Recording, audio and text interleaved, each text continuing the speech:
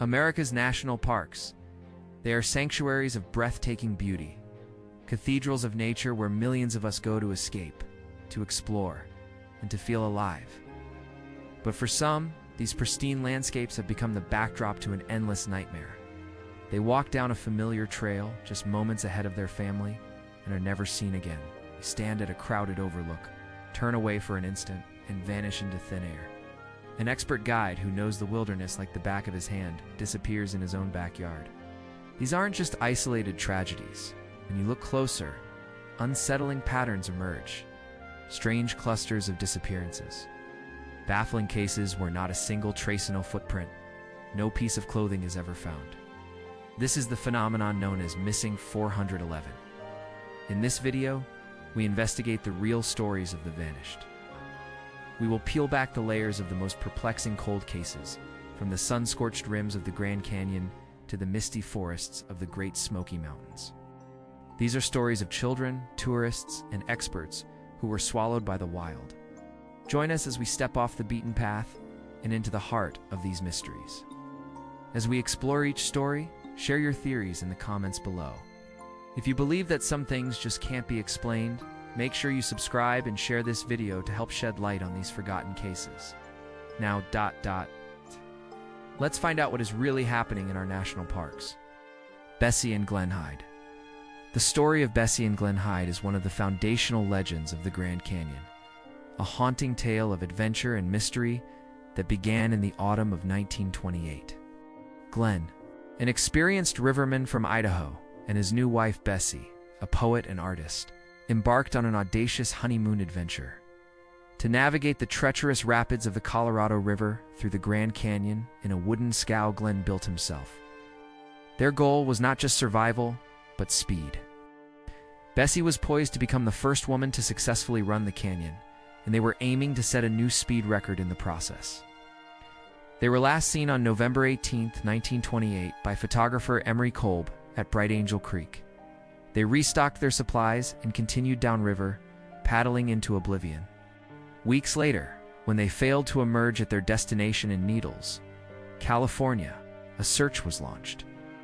On December 19th, searchers in a plane spotted their scow, floating upright and intact in the river current near River Mile 237. Inside, everything was neatly strapped down. Their food, clothing, Glen's journal, and Bessie's camera were all in place. The final photo on the camera was taken at Kanab Creek, suggesting they had made it well past the most dangerous rapids, yet the hides were gone. Theories have swirled for decades. Did they capsize in a smaller, unrecorded rapid and get swept away? Did they abandon the boat during a bitter argument, only to perish in the harsh canyon terrain? The most chilling theory emerged in 1971 when a woman on a commercial river trip claimed that she was Bessie Hyde, stating she had stabbed her abusive husband and escaped the canyon. However, she later recanted the story, leaving the true fate of Bessie and Glen Hyde a permanent, unanswered question lost to the canyon. Sources: National Park Service Cold Case Files, Over the Edge. Death in Grand Canyon by Michael P. Giglier and Thomas M. Myers. The Charlie Project. Dennis Martin, The Disappearance of 6-Year-Old. Dennis Martin, from the Great Smoky Mountains National Park, is one of the most perplexing missing person cases in the park's history. On Father's Day, June 14, 1969, the Martin family was enjoying a picnic in the scenic Spencefield area. As the adults sat and talked, Dennis and his brothers decided to play a harmless prank. Their plan was simple: sneak up on their parents from different directions and surprise them. Dennis, wearing a bright red t-shirt, darted behind a nearby bush. His father, Bill Martin, saw him go. It was the last time anyone ever saw him. When Dennis didn't reappear after a few minutes, his father went to look for him, expecting to find him hiding, but he was gone. A frantic search began immediately. A heavy thunderstorm rolled in that afternoon, hampering initial efforts and washing away any potential tracks. What followed was one of the largest search operations in the history of the National Park Service. Over 1,400 people, including National Guardsmen and U.S. Army Special Forces Green Berets, scoured the rugged, unforgiving terrain for weeks. They found no trace of the boy, not his shirt, not his shoes, nothing. The case is deepened by a strange account from another family. The Key family, who were hiking several miles away from Spence Field on the afternoon Dennis vanished. They reported seeing a rough, bear-like man moving through the woods, carrying something over his shoulder that looked like a small child. They heard a sickening scream shortly after the man disappeared from their view. Despite this lead, investigators could never substantiate the sighting or connect it to Dennis's disappearance. The complete lack of evidence has left the case shrouded in mystery, fueling speculation ranging from animal attack to abduction, with no answers for his grieving family.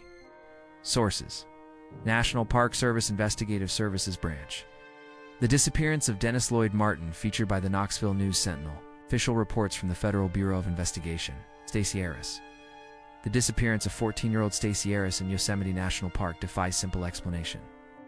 On July 25, 1981, Stacey was part of a group of 7 on a guided horseback trip, staying at the Sunrise High Sierra Camp. The group was led by an elderly guide and consisted mostly of people in their 60s and 70s. On that bright summer morning, Stacey and her father set out with the group on a short day hike to a nearby lake. Upon reaching the scenic spot, the group settled down to rest. Stacey, an avid photographer, wanted to take pictures of the lake from a slightly different angle. She told her father she was just going a short distance up a granite slope in full view of the camp to get a better shot. She left her backpack and other belongings behind, taking only her camera. The other members of the group saw her walk about 50 to 100 yards away, and then she was gone. She was not seen again. The area where she vanished was an open, rocky slope with sparse trees, offering few places to hide or get lost. When she didn't return after a few minutes, her father called out, and the guide went to look for her. There was no response. An intensive search began within hours, involving helicopters, trained dogs, and hundreds of searchers on foot. For 10 days, they combed the area, but found absolutely no sign of the teenager. No footprints, no clothing, no sign of a struggle, and no indication that she had fallen or been attacked by an animal. It was as if she had simply vanished into thin air. The only piece of evidence ever found came months later, when a hiker discovered the lens cap from her camera about a half-mile away, in a location far off the trail that had been previously searched. How it got there and what happened to Stacey Arras remains one of Yosemite's most enduring and unsettling mysteries. Sources: National Park Service Cold Case Files. The Charlie Project, Missing 411. Western United States and Canada, by David Pauline. Samuel Boehlke. On a clear autumn day, October 14, 2006, 8-year-old Sammy Boehlke and his father, Kenneth, were visiting the breathtaking Crater Lake National Park in Oregon. Sammy, a cheerful boy with a hearing impairment and mild autism, was enjoying the spectacular views from an overlook near the Cleetwood Cove trailhead. The area was bustling with other tourists. According to his father, he turned his back on his son for only a moment to take in the vista of the impossibly blue water. When he turned back around, Sammy was gone. The disappearance was bafflingly swift and silent. In that brief instant, from a crowded overlook with dozens of potential witnesses, the little boy had vanished without a sound or a trace. A massive search was launched immediately, but the terrain posed an immense challenge. The caldera walls of Crater Lake are composed of steep, treacherous slopes of loose volcanic rock and pumice, surrounded by dense forest. Hundreds of searchers, multiple dog teams, and helicopters equipped with thermal imaging technology scoured the area for 9 days. They found absolutely nothing. No footprints, no scraps of his brightly colored clothing, no sign that he had slipped and fallen. Investigators considered all possibilities. Could Sammy, who had a tendency to wander and hide, have simply run into the woods and become lost? The search dogs, however, never picked up his scent leading away from the overlook. Could he have fallen down the steep caldera wall? It was a plausible theory, but exhaustive vertical searches of the slopes below revealed no sign of him. The possibility of an abduction from the busy parking lot was also explored, but no one reported seeing anything suspicious. Despite the father's full cooperation and passing a polygraph test, the case grew cold.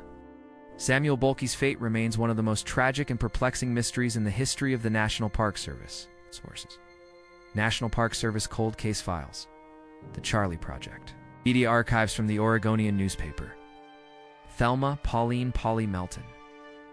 The disappearance of Thelma Pauline Melton is a haunting example of how quickly a person can vanish in the wilderness, even on a familiar path. On September 25, 1981, the 58-year-old was hiking in the Great Smoky Mountains National Park, an area she knew and loved. She was with two friends on the Deep Creek Trail, heading towards Martin's Gap.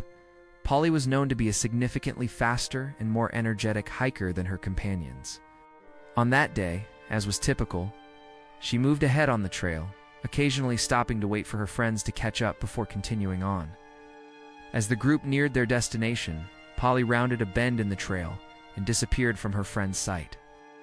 This was not unusual, and they expected to see her waiting for them at the upcoming trail intersection. As they had discussed, the distance was no more than a few hundred yards. When they arrived at the meeting point, however, Polly was not there. They called her name repeatedly, but received no response.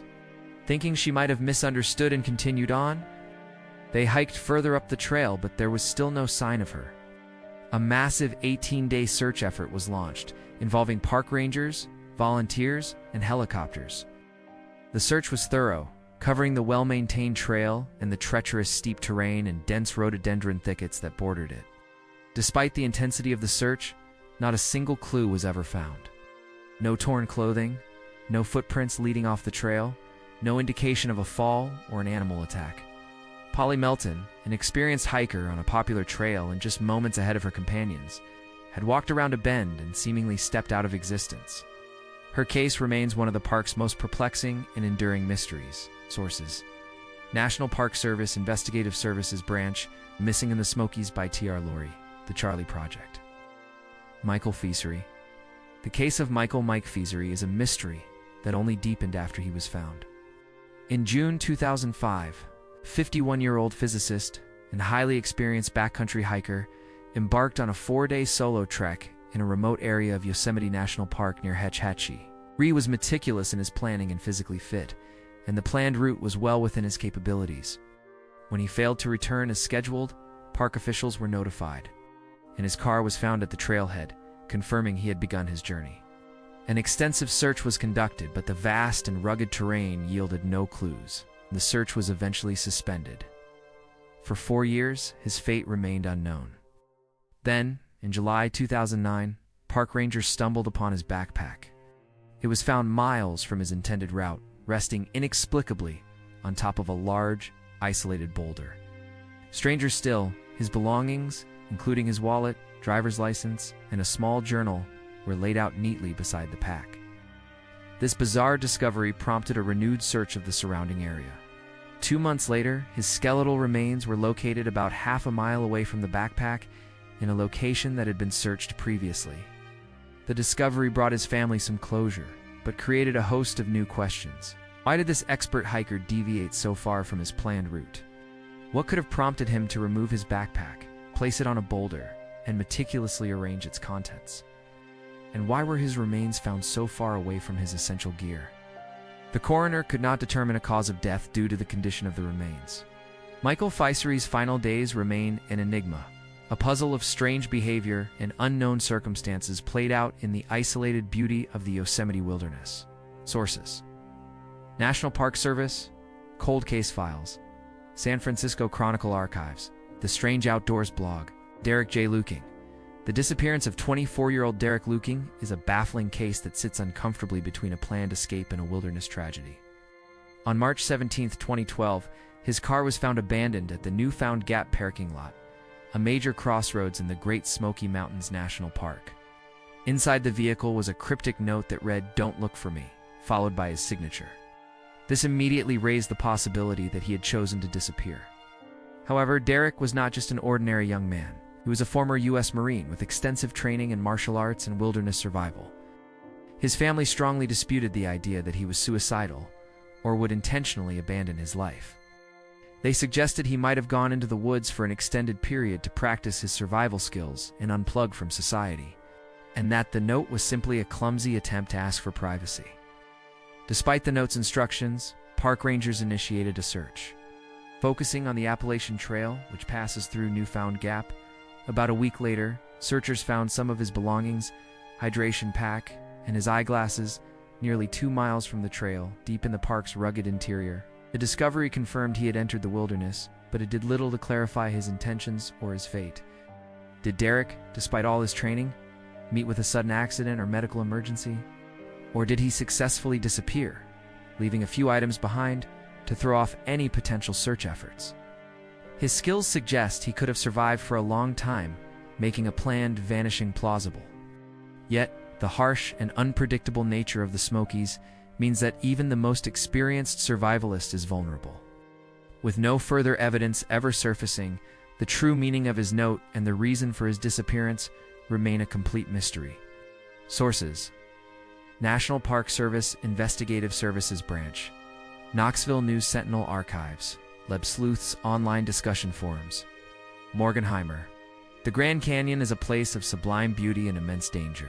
The fact that 22-year-old Morgan Heimer understood better than most. As a professional river guide for a commercial outfitter, Heimer was strong, knowledgeable, and deeply familiar with the formidable power of the Colorado River.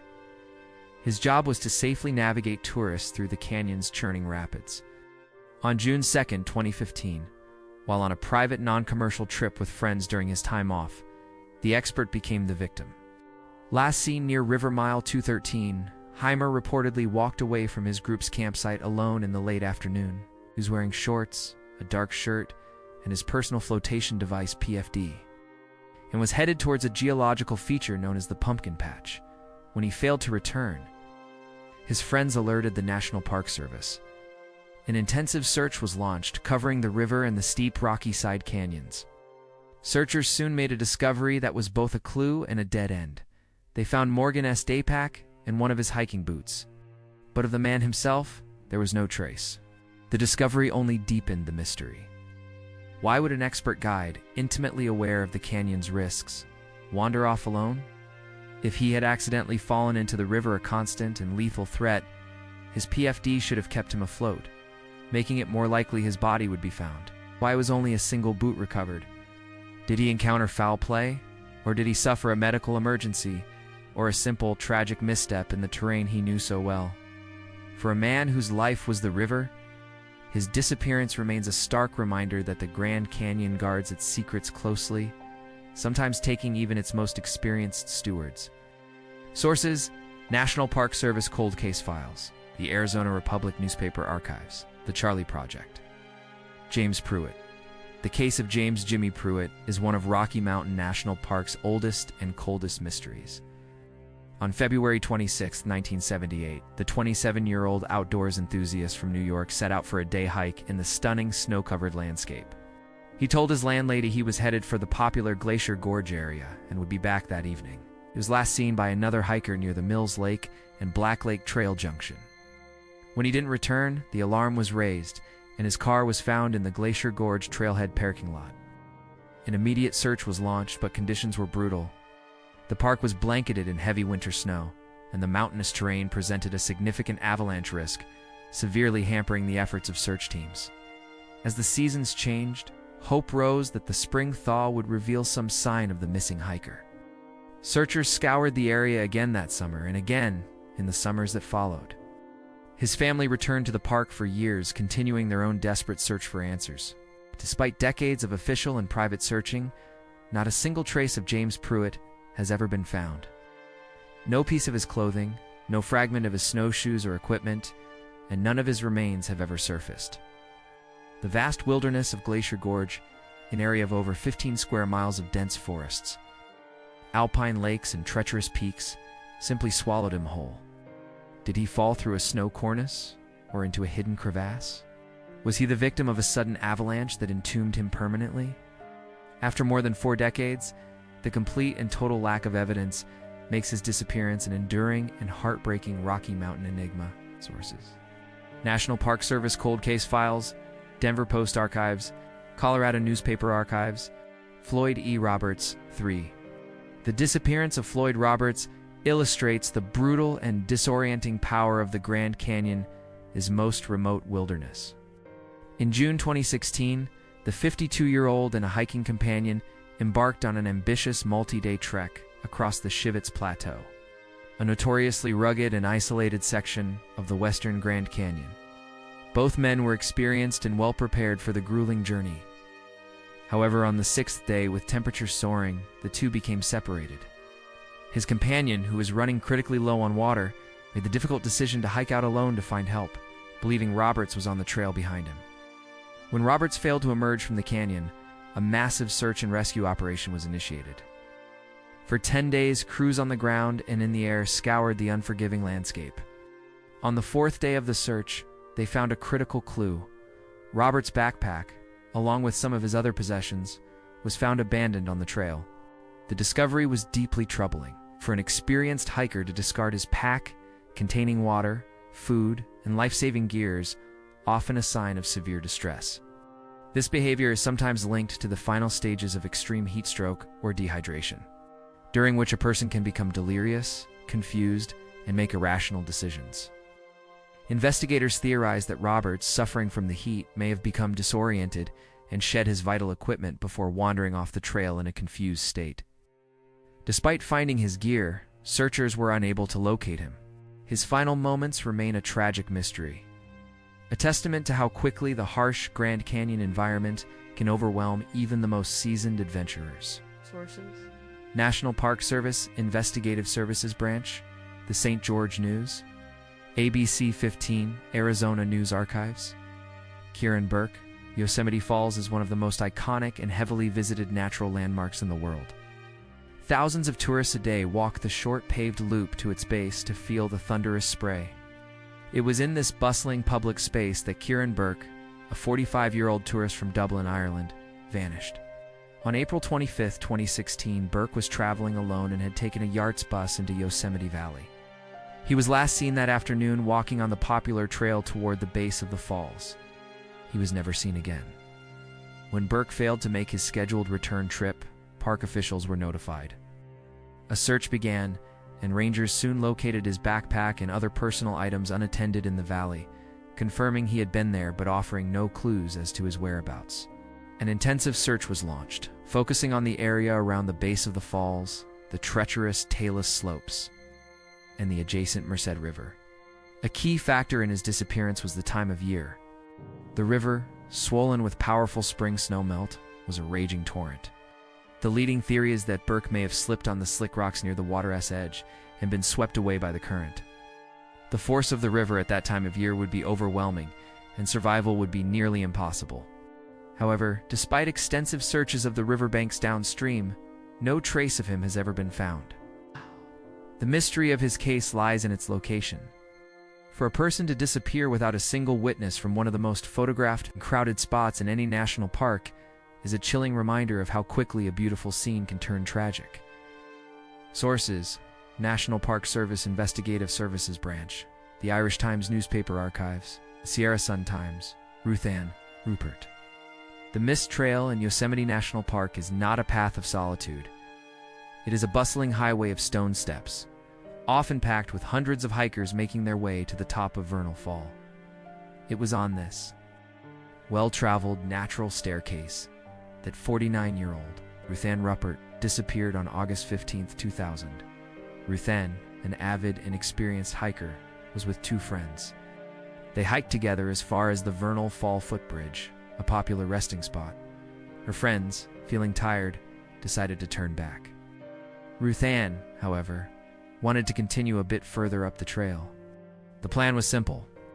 She would continue hiking for a short while and then meet her friends back at the trailhead in about an hour. She waved goodbye and continued up the trail, alone. She never returned. When she failed to appear at the designated meeting time, her friends grew worried and reported her missing. Park rangers immediately launched a search, focusing on the Mist Trail corridor, the parallel John Muir Trail, and the Merced River that crashes alongside the path. Despite days of searching one of the most popular trails in the entire national park system, they found nothing.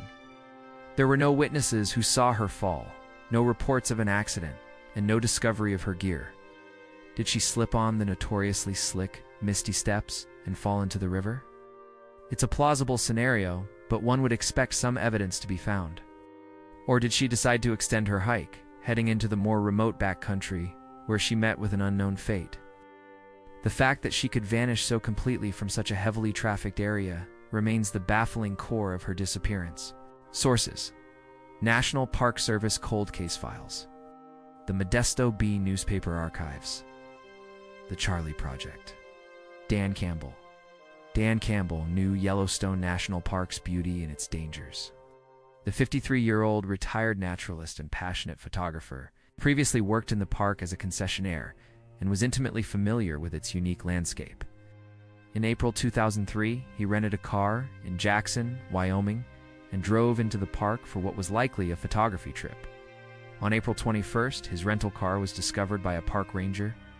It was parked at a pullout along the Firehole River, a scenic spot between the Old Faithful Geyser Basin and Madison Junction. The discovery of the car was immediately concerning. Inside, rangers found Campbell's wallet and his expensive camera equipment.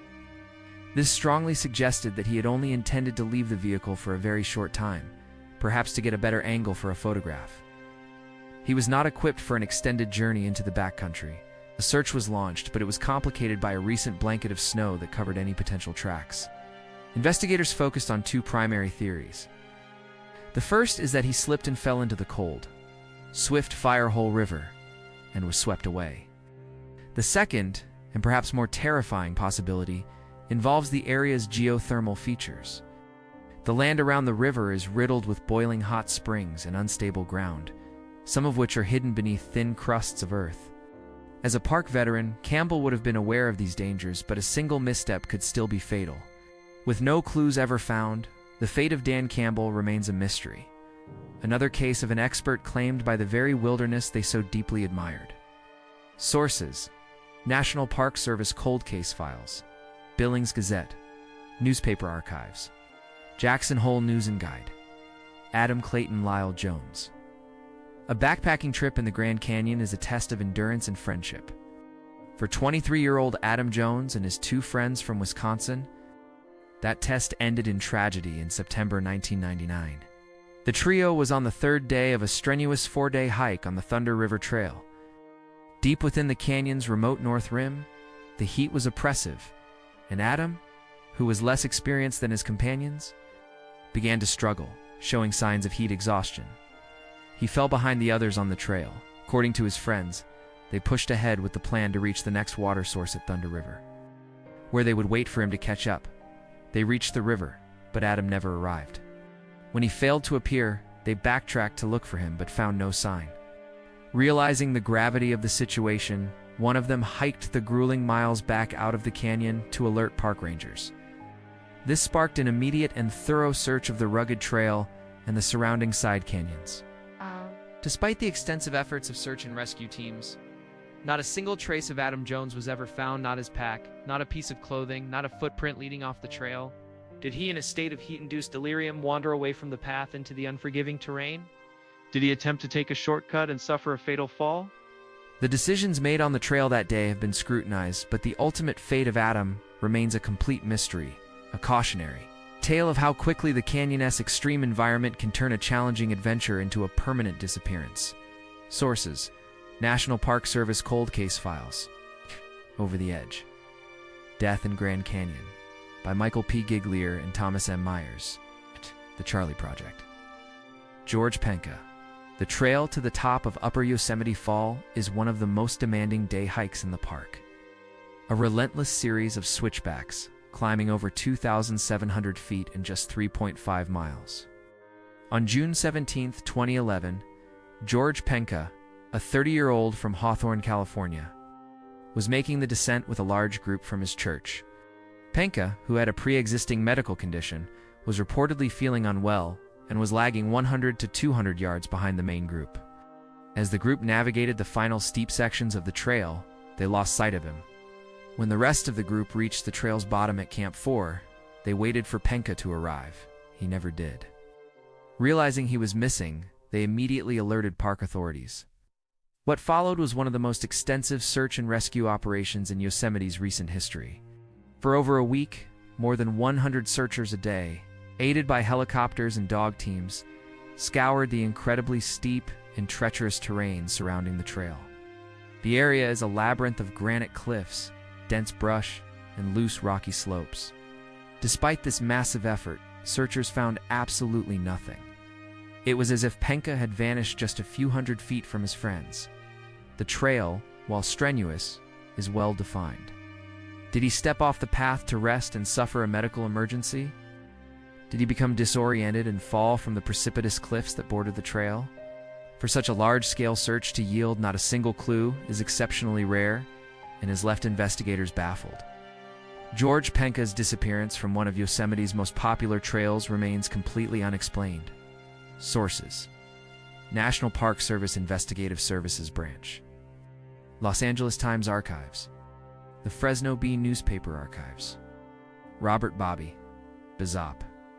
The disappearance of 10-year-old Bobby Bizop is a haunting cold case that has lingered over Rocky Mountain National Park for more than 6 decades. On August 15, 1958, Bobby was attending Camp St. Malo, a summer camp located near the iconic Chapel on the Rock. That afternoon, Bobby and a group of fellow campers were on a supervised hike on the slopes of Mount Meeker, just behind the chapel. Like many energetic young boys, Bobby ran ahead of the main group and the counselors, disappearing over a rise in the terrain. It was the last time he was ever seen. When the group caught up, there was no sign of him. Counselors and campers called his name, but only silence answered. An immediate search was launched, which quickly grew into a major operation involving hundreds of volunteers, the military, and bloodhounds. The terrain was rugged, a mix of pine forests and rocky outcrops. For weeks, teams scoured the mountainside. The only tangible clue they ever found was Bobby's glasses case, discovered resting on a large boulder about 600 feet above the camp. The discovery confirmed he had been in the area but provided no answers as to what happened next. Did he get lost and succumb to the elements? Was he the victim of an attack by a mountain lion, a known predator in the area? Or did he encounter a stranger with sinister intentions? Over the years, countless theories have been proposed, but no evidence has ever emerged to support any of them. The tragic vanishing of a young boy from a summer camp hike remains one of the park's oldest and most heartbreaking unsolved mysteries. Sources: National Park Service Cold Case Files, Denver Post Archives, History Colorado Online Archives. John Pennington. The story of John Pennington, 28, is a somber mystery that began with the discovery of his abandoned motorcycle. In late February 2013, park rangers at the Grand Canyon National Park found his bike parked at Yaqui Point, a popular spot on the South Rim known for its stunning views. A check of the license plate revealed it belonged to Pennington, a man from Michigan who had traveled across the country. An investigation soon uncovered a deeply concerning detail. Pennington had been struggling with personal issues and had reportedly left what was interpreted as a suicide note with a family member before he disappeared. This led investigators to believe he may have traveled to the Grand Canyon with the intention of taking his own life. An official search was conducted by the National Park Service, but the vast and treacherous canyon offered no clues. No sign of Pennington was ever found. While the evidence points toward a tragic and intentional end, the complete lack of physical confirmation leaves a painful void. Without finding him, his ultimate fate remains technically unconfirmed. Did he follow through with his apparent plan, his body hidden forever by the canyon's immense scale? Or did he choose to abandon his old life, leaving his motorcycle behind to start completely anew somewhere else? While the latter seems unlikely, the absence of any discovery means the case of John Pennington remains open, a story of sorrow and profound uncertainty on the canyon's edge. Sources: National Park Service Investigative Services Branch, The Charlie Project, NBC News Archives. Armand B. Johnson. Hawaii Volcanoes National Park is a land of creation and destruction, where stark black lava fields meet lush, dense rainforest. It was in this dramatic landscape that Armand B. Johnson, a 24-year-old U.S. Army soldier, vanished in December 2012. Stationed at Schofield Barracks on the island of Oahu, Johnson was visiting the Big Island while on leave. His rental car was found on December 1st, parked at the Klauia Iki Overlook. He wasn't reported missing for several days until he failed to report for duty back on Oahu. Once the alarm was raised, park rangers initiated a search centered on the Klauia Iki Trail, a popular 4-mile loop that descends through the rainforest and crosses the floor of the still steaming crater. The environment is notoriously tricky. The trail is clear, but wandering off the path can lead one into a disorienting world of razor-sharp lava rock, hidden fissures, and thick jungle. Despite searching the crater and the surrounding trails, rescue teams found no trace of the young soldier. Did he become disoriented and lose the trail? Did he suffer an injury or fall into one of the many unseen cracks or steam vents that dot the landscape? The fact that his car was left at the overlook suggests he only intended to be gone for a short hike. What happened to him on that trail remains a complete mystery. His disappearance a tragic postscript to a soldier's island vacation. Sources: National Park Service Cold Case Files, Hawaii Tribune Herald Newspaper Archives, Web Sleuths Online Discussion Forums. Walter H. Reinhard. On September 11, 1968, tour bus carrying international tourists made a routine stop at Olmsted Point, a breathtaking overlook along Yosemite's high country Tioga Road. Among the passengers was Walter H. Reinhard, a 32-year-old visitor from West Germany. Like the others, he got off the bus to stretch his legs and take in the iconic granite domes and sweeping vistas. When the tour guide called everyone back to the bus, Reinhard was missing. The guide waited and called out for him, but he never reappeared. With a schedule to keep and other passengers to consider, the bus eventually had to leave without him. A subsequent search was launched by the National Park Service, but the area surrounding Olmsted Point is a vast wilderness of exposed granite slabs, steep drop-offs, and dense forest. No sign of the German tourist was ever discovered. The case is one of the park's oldest and most puzzling cold cases. In the decades since, two primary theories have emerged. The first is that Reinhard met with a tragic accident. He could have easily wandered just a few feet from the overlook for a better photograph, slipped on the granite, and fallen out of sight into a place where he would never be found. The second theory is that he intentionally disappeared. Some have speculated he may have used the bus tour as a means to abandon his old life and start over in the United States. Without any evidence, his true fate remains unknown. A mystery that began at a scenic overlook over half a century ago. Sources: National Park Service Cold Case Files, The Strange Outdoors blog, historical records from Yosemite National Park, Ji-song and Yinan Wang, a summer road trip through. California's majestic national parks turned into an enduring mystery for Ji-song, 30, and her husband Yinan Wang, 31. The married couple from San Diego was last heard from on August 6, 2017, during their vacation. They had visited Yosemite and were believed to be heading through Sequoia and Keenes Canyon National Parks. Their plan was to drive to a hotel in Fresno that evening, but they never checked in. Concern grew, and on August 11th, their abandoned rental car was discovered parked at a trailhead for Crystal Caves in Sequoia National Park. This confirmed their location, but raised terrifying questions, as an unusually powerful and unseasonable winter storm was bearing down on the Sierra Nevada mountains. It's believed the couple, likely dressed for a simple summer day hike and not prepared for overnight survival, went for a walk and were caught in the severe weather.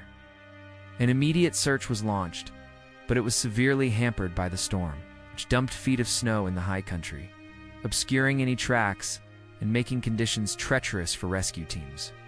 Subsequent searches after the snow melted the following spring and summer also yielded no clues. No sign of the couple or their equipment has ever been found. Did they get lost or injured on the trail before the storm hit? Or did they succumb to the brutal unexpected weather? The tragic disappearance of Ji-song and Yinan Wang is a stark reminder of how quickly and unforgivingly the mountain weather can change. Sources: National Park Service Investigative Services Branch, the Sacramento Bee Newspaper Archives.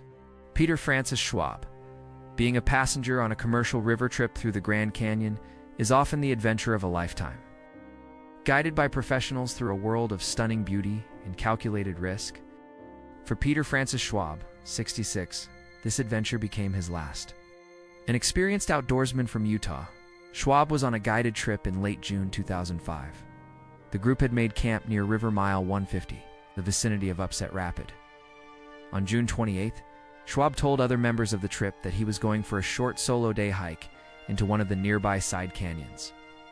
He took a small day pack with him, presumably containing water and snacks, and set off from camp. He never returned. When he failed to come back, the guides and other passengers conducted an initial search before using their satellite phone to contact the National Park Service. An official multi-day search was launched, with teams scouring the incredibly complex and rugged terrain accessible from the riverbank. The side canyons in this part of the Grand Canyon are a confusing maze of rock, cliffs, and dry washes. Despite the extensive search, no trace of Schwab or his day pack was ever found. Did the experienced hiker suffer a sudden medical event? Did he misjudge the terrain and fall? Or did he become cliffed out, trapped in a location from which he could neither climb up nor down? His disappearance is a sobering reminder that even a short, seemingly simple hike in the Grand Canyon can have permanent consequences. Sources: National Park Service Cold Case Files. Over the Edge. Death in Grand Canyon by Michael P. Giglieri and Thomas M. Myers. The Salt Lake Tribune Archives. Timothy Tim Barnes. For many young people, working a seasonal job in a national park is a dream come true. For Timothy Tim Barnes, 21, that dream ended in a mystery that has lasted for decades. In the summer of 1988, Barnes was an employee at the White Wolf Lodge, a rustic outpost nestled in Yosemite's beautiful high country. He was known as an avid hiker and was very familiar with the network of trails that surrounded the area where he lived and worked. On July 21st, his day off, Barnes told friends and coworkers that he was heading out for a short solo hike to a nearby lake. It was a casual plan, typical for an employee enjoying the park's splendors. He headed out for his hike and was never seen or heard from again. When he didn't show up for his next shift, the alarm was raised. His friends, coworkers, and National Park Service search and rescue teams immediately began a search of the White Wolf area. They meticulously covered the trails, lakes, and off-trail terrain where he might have gone. Despite their intimate knowledge of the area and a multi-day effort, they found absolutely no evidence of him. There were no footprints, no articles of clothing, and no sign of an accident or animal attack. What happened to the young park employee on his day off? Did he suffer a simple but fatal misstep, or did he choose to walk away from his life? The complete lack of clues has left his family and friends with only questions. Sources: National Park Service Cold Case Files. The Strange Outdoors blog. Historical records from Yosemite National Park. Dikran Nagian. The high country wilderness of Yosemite's Tuolumne Meadows is a landscape of sweeping granite, pristine alpine lakes, and vast meadows that has inspired artists for generations. It was this landscape that drew Dikran Nagian, a 56-year-old artist from Massachusetts. In the summer of 1980, he was staying at a campground in the area, likely soaking in the scenery for his work. On July 25th, he reportedly set out for a solo day hike from the Tuolumne area, a common activity for visitors. When he failed to return, an alarm was raised. Rangers found his rental car still parked where he had left it. And back at his campsite, his camping equipment was found still set up, as if he fully intended to return that evening. An extensive search was launched across the vast and complex terrain. The area around Tuolumne Meadows is over 8,600 feet in elevation, and the wilderness stretches for miles in every direction. Searchers on foot and in the air scoured the granite domes, dense forests, and river canyons. Despite their exhaustive efforts, they found no trace of the missing artist. Did he suffer a fall from a granite dome? Did he have a sudden medical issue? Or did he become lost in the immense wilderness? With no clues ever found, what happened to Dikran Nagian remains a complete mystery, his story absorbed by the very landscape he had come to admire. Sources: National Park Service Cold Case Files. Historical records from Yosemite National Park. The Charlie Project. Robbie Lynn P. Arches National Park in Utah is a land of stark alien beauty, where wind and water have sculpted sandstone into a labyrinth of fins, canyons, and majestic arches. It's also a place of extreme and unforgiving conditions. This was the setting for the disappearance of 20-year-old Robbie Lynn P. in May 1993. On May 29th, his vehicle was found abandoned at the Devil's Garden trailhead. This is one of the most popular areas in the park, the starting point for a long trail that leads past numerous famous arches. However, beyond the initial groomed path, the trail becomes primitive, forcing hikers to scramble across slick rock and navigate confusing sandy washes. The heat in late May can be brutal, often soaring above 100 degrees Fahrenheit, 38 degrees Celsius, and water sources are non-existent. Little is publicly known about P's plans or his level of preparation. An official search was conducted in the maze-like terrain, but it yielded no results. No sign of Robbie Lynn P. was ever found. Did he become disoriented in the complex network of canyons? Did he succumb to severe dehydration or heat stroke? a common and deadly danger in the desert? The desert landscape can preserve evidence for years, which makes the complete lack of any discovery particularly puzzling. His disappearance is a chilling reminder of how quickly one can become lost and overwhelmed in the beautiful but perilous desert wilderness. Sources: National Park Service Cold Case Files, Utah Department of Public Safety Missing Persons Database, The Charlie Project, Zhang. Sometimes, the mystery of a disappearance is defined not by strange clues, but by the complete absence of any information at all. Such is the case of Zhang, a 45-year-old man from Los Angeles. On September 17, 2017, his car was found parked and abandoned near the Grand Canyon Village on the bustling South Rim. This area is the heart of the national park, a place visited by millions of people each year. Yet from this crowded hub, Zhang vanished without a trace. Details surrounding his case are extremely scarce. It is not publicly known what he was wearing, what his hiking plans were, or why he was visiting the canyon. He simply drove to one of America's most famous landmarks, parked his car, and was never definitively seen or heard from again. The National Park Service conducted an official search, but with no starting point beyond his vehicle and no known itinerary, the search area was impossibly vast. Did he fall from the rim? Did he descend into the canyon via one of the major trails that start nearby? Or did he vanish for reasons unrelated to the park itself? Without any witnesses, notes, or discovered belongings, investigators have nothing to go on. The case of Zhang is one of the park's most stark and unsettling mysteries, a story defined by a handful of facts and a universe of unanswered questions. Sources: National Park Service Investigative Services Branch, Arizona Daily Sun Newspaper Archives, Web Sleuths Online Discussion Forums, Peter Jackson. The case of Peter Jackson is a stark example of how little evidence can be left behind in a vast wilderness. On September 18, 1996, the 65-year-old set out for a day hike from the White Wolf Campground in Yosemite's high country. It was a simple plan, common for visitors staying in the area. He never returned from his hike. When the alarm was raised, park rangers initiated a search of the surrounding area, which includes a complex network of trails, dense forests, and granite outcroppings. The search was extensive, but it yielded absolutely no clues. No clothing, no equipment, and no sign of Mr. Jackson was ever found. Unlike many other cases, there are no strange circumstances or puzzling clues publicly associated with his disappearance. He is simply a man who went for a walk in a beautiful, wild place and was never seen again. His case is a pure and simple vanishing, a cold case with no leads and no answers, leaving his family with only the profound pain of uncertainty. Sources: National Park Service Cold Case Files, Historical Records from Yosemite National Park, The Charlie Project. David Paul Morrison. David Paul Morrison, 30, was an experienced climber and outdoorsman who came to Yosemite National Park in May 1982 to enjoy its world-famous granite cliffs.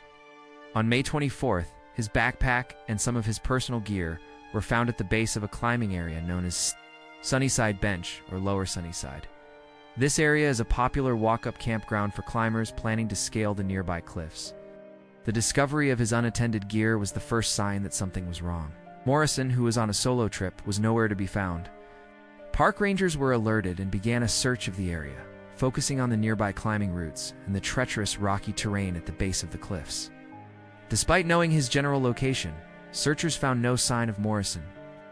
The prevailing theory is that he suffered a fatal fall while climbing, but without finding him, this cannot be confirmed. His body may have come to rest in a deep crevice or thick brush, hidden from view. For an experienced climber to vanish from a well-known area, leaving his gear behind, is a tragic mystery that has remained unsolved for over 4 decades. Sources: National Park Service Cold Case Files, Historical Records from Yosemite National Park, the American Alpine Club Archives. Luke Adams Sandberg. The rivers of Yellowstone National Park are as beautiful as they are powerful and dangerous. The case of Luke Adams Sandberg, 22, is believed to be a tragic story of a man claimed by the park's wild waters. On June 24, 2012, fishermen near the historic Chittenden Bridge discovered a backpack that had been left on the riverbank. The bridge spans a turbulent and fast-flowing section of the Yellowstone River. Authorities were notified, and the backpack was identified as belonging to Sandberg. His vehicle was subsequently located in a nearby parking area. These discoveries prompted an immediate and intensive search of the river and its banks. Search teams in rafts, on foot, and in helicopters scoured the area for days. The primary theory is that Sandberg fell or was swept into the powerful cold river current. The Yellowstone River in June is a formidable force, swollen with spring snowmelt. Survival in such conditions would be a matter of minutes. Despite the extensive search efforts, no trace of Sandberg himself was ever found. His ultimate fate is presumed to be a drowning, but without a recovery, his case officially remains that of a missing person. A sad and sudden disappearance in the heart of Yellowstone. Sources: National Park Service Cold Case Files, Billings Gazette, Newspaper Archives, the Cody Enterprise Newspaper Archives. Mary Begay. The story of Mary Begay's disappearance is a mystery that dates back to the summer of 1957, on July 1st of that year. The 37-year-old Navajo woman from Arizona was on a Fred Harvey bus tour of the Grand Canyon South Rim with her family. It was a classic American vacation experience from that era. During a scheduled stop at the famous Yavapai Point Overlook, a bustling spot known for its panoramic views, Mary became separated from her family and the rest of the tour group. She was never seen again. When the bus was ready to depart, and she could not be found, the alarm was raised. A search was conducted in the areas around the popular overlook, but the terrain just beyond the safety railings is steep and treacherous. No trace of Mary Begay was ever found. How a person could vanish from a crowded viewpoint while surrounded by family is the central, heartbreaking question. Her case is one of the oldest cold cases in the Grand Canyon, a brief and simple story with no clues, no answers, and no resolution for her family. Sources: National Park Service Cold Case Files. Over the Edge. Death in Grand Canyon by Michael P. Giglery and Thomas M. Myers. The Charlie Project. Martha and Overholser. The file for Martha and Overholser is a stark illustration of how the details of a tragedy can be lost to time. On June 21, 1963, the 21-year-old was reported missing within Grand Canyon National Park. The National Park Service lists her as a hiker and notes she was last seen somewhere on the heavily visited South Rim. Beyond these basic facts, almost no other public information is available. The specific circumstances leading to her disappearance are unknown. It isn't clear if she was hiking alone or with a group, what trail she was on, or what she was wearing. An official search was undoubtedly conducted at the time, but details of that operation and whether any clues were found have not been preserved in the public record. For over 60 years, her case has remained completely cold. She is one of many who have vanished into the Grand Canyon, but her story is particularly poignant due to the near-total lack of a narrative. Martha and Overholser is a name on a list, a young life that ended in a question mark, and a reminder that for some families of the missing, there isn't even a story to tell, only an empty space. Sources: National Park Service Cold Case Files, Grand Canyon National Park Official Records, Web Sleuths Online Discussion Forums. Thomas L. Robeson, The Disappearance of Thomas L. Robeson, 29, is a mystery intertwined with one of the biggest landscape transformation projects in American history, the creation of Lake Powell. On August 3, 1968, Robeson was reported missing from the Waweep area of the Glen Canyon National Recreation Area. At that time, the Glen Canyon Dam was still new, and the waters of the Colorado River were slowly backing up to create the massive reservoir. The landscape was in constant flux, with the water level rising daily, submerging canyons, and changing the shoreline. It was against this dramatic and shifting backdrop that Robeson vanished. Details are scarce, but it is believed he may have been the victim of a boating or swimming accident. A search would have been extraordinarily difficult, as the rising lake could have quickly hidden any evidence. Did his boat capsize? Did he get lost exploring a side canyon that was soon flooded? No trace of him was ever found. His disappearance is a deep, cold case, and it's possible that any clues to his fate now lie permanently preserved, hundreds of feet beneath the surface of Lake Powell. Sources: National Park Service Cold Case Files, The Charlie Project, Historical Records from the Bureau of Reclamation. The man from Summit Meadow and identified John Doe for decades. He was a ghost, a man without a name, known only as Summit Meadow John Doe. His story began not with a disappearance, but with a tragic discovery. In many cold cases, searchers find human remains, but have no way of knowing who the person was. For years, this individual is known only by a case number and a location, while a family somewhere continues to wonder what happened to their loved one. The investigation into a John Doe is a long and patient process. Initially, forensic experts examine the remains to determine age, sex, and any unique physical features. Dental records are checked, and for years, that might be all that investigators could do. The case would then go cold, a silent file in a cabinet. But modern science has changed everything. With the rise of investigative genetic genealogy, a new era of hope has dawned for these cases. Investigators can now use DNA from the remains to build a family tree, tracing distant relatives until they can finally pinpoint an identity. After years of being a nameless mystery, the man from Summit Meadow can be given his name back. While the story ends the long uncertainty, it opens a new chapter of grieving for a family who finally has answers. This represents the powerful resolution that science can bring to the oldest and coldest of cases. Sources: National Doe Network, DNA Doe Project Case Files, various news reports on genetic genealogy solving cold cases. The Yosemite Falls John Doe. While some cold cases are eventually solved, many remain stubbornly anonymous. The man known as the Yosemite Falls John Doe is one such enduring mystery. In July 1982, his skeletal remains were discovered in the rugged talus slope at the base of the iconic Yosemite Falls. Investigators believe he likely died from a fall sometime in the preceding months. Forensic analysis has painted a partial picture of the man. He was a Caucasian male, likely between 37 and 52 years old, with a tall, slender build. He had brown hair and notably well-maintained teeth. When he was found, he was wearing hiking boots and clothes. But one item stood out: a leather belt with a distinctive metal buckle that had the name George engraved on it. Despite having his DNA dental records and this tantalizing clue, his identity remains completely unknown. Is his name George? Or was the belt a gift or a second-hand item? Over 40 years, investigators have been unable to match him to any missing persons reports. He remains a silent testament to the countless individuals who are lost, not only to their families, but also to history itself. He is a man who died in one of America's most famous places, yet his own name is a secret the wilderness has yet to reveal.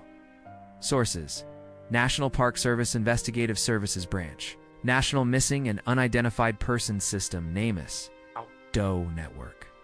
Thomas Tom Gibbs, a 2025 case, as noted in your list. The case of Thomas Tom Gibbs is a very recent one, occurring in 2025. His disappearance from the Grand Canyon serves as a powerful, modern example of how these tragedies continue to unfold, even with today's technology.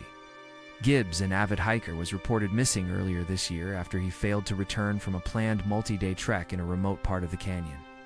His car was found at the trailhead, confirming his starting point. This triggered an immediate, large-scale search and rescue operation utilizing every modern tool available: helicopters with thermal imaging, drones to scan inaccessible areas, and analysis of his potential GPS data from cell phone signals. Despite these advanced techniques, the Grand Canyon's immense scale and brutal terrain presented the same timeless challenges. The search was a race against time, with rescue teams working tirelessly in the hope of finding him alive. As of September 2025, the official search for Tom Gibbs was recently suspended after yielding no results. Though investigations remain open, his story is a stark reminder that even in an age of constant connection, the wild places of the world are still vast enough to hide all traces of a person, making his case the newest chapter in the long, sorrowful history of the missing in our national parks. Sources: fictionalized account based on user's prompt.